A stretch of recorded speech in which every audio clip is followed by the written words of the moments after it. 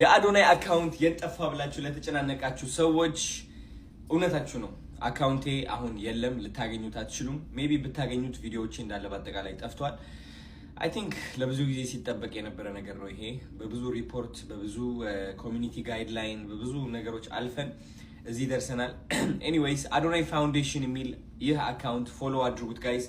ቪዲዮዎቼም እና የአሜሪካ ቆይታዬም በዚህ አካውንት የምታዩ ይሆናል።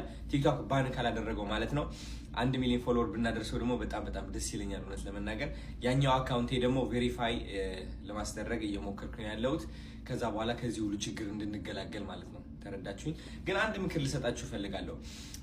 ብዙ ቲክቶከሮች አያለው ትልቅ አካውንታቸው ሪፖርት ተደርጎ ይሁን ወይም የሆነ ነገር ተደርጎ ባን ሲደረግ ውስጣቸው እንዴት እንደሚሰበር ይገባኛል። እና ላይክ ያ ነገር እኔ ላይ አላጋጠመኝም ነበር፣ ግን በተቻለኝ አቅም ከሰዎች ለመማር እየሞከርኩኝ ነበር። በቃ እገነዘባለሁ፣ እመለከታለሁና አይ ቲንክ እኔ ልንገራችሁ አሁን አዶናይ ስሜትህ ምንድነው ብላችሁ ብትጠይቁኝ ማለት ነው እንደውም የበለጠ ቀና አልኩኝ፣ የበለጠ በአዶናይ ተማመንኩኝ፣ የበለጠ ኮራው በራሴ ቢካዝ ልብ ብላችሁ ካስተዋላችሁ ብዙዎቻችን ኩራታችን የሚመጣው ከገንዘባችን ነው።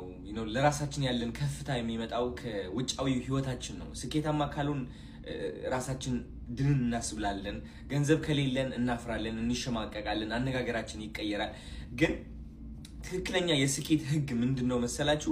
ኢቭን ወድቀህም እያለ ሊሆን ይችላል ወይም የማትፈልገው ነገር አጋጥሞብህ እያለ ቀና ብለህ መሄድ መራመድ ከቻልክ እናም ራስህን ማድነቅ ከቻልክ ስቲል አንደኛ እንደሆንክ ማመን ከቻልክ ከዚህ በላይ ምንም ነገር የለም። ኒፕሲ ሀስል ምን ብሎ ተናገረ መሰላችሁ? never let a hard time humble us ይላል።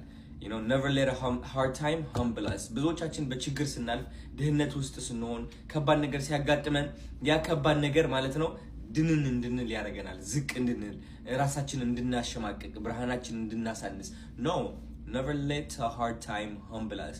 ምንም አይነት ከባድ ቀን መጥቶ humble ሊያደርገን አይችልም። እውነት ለመናገር ስቲል ከፍታ ላይ ነን። 5.4 ሚሊዮን ፎሎወር አይደለም አዶናይ ያመጣው፣ አዶናይ ነው 5.4 ሚሊዮን ፎሎወር ያመጣው። ስለዚህ አዶናይ ደግሞ ማአት አካውንቶች 5 ሚሊዮን ፎሎወር ማድረስ ይችላል ማለት ነው። ኦፍ ኮርስ የጊዜ ጉዳይ ሊሆን ይችላል፣ ግን what ቁጥር የኔ ለራሴ ያለኝ ክብር፣ ለራሴ ያለኝ ከፍታ ዝቅ እስካላደረገው ድረስ I don't care። ለምን 50,000 ፎሎወር ይዤ አልቀጥልም? አይ ኖ እንደማሸነፍ because ማሸነፍ ያመጣው ያ ቲክቶክ ፎሎወር ሳይሆን ይህ እዚህ ጋር ያለው ቀና ብሎ የተራመደው አዶናይ ነውና ያ ምክር ነው ለእናንተ never let a hard time humble you።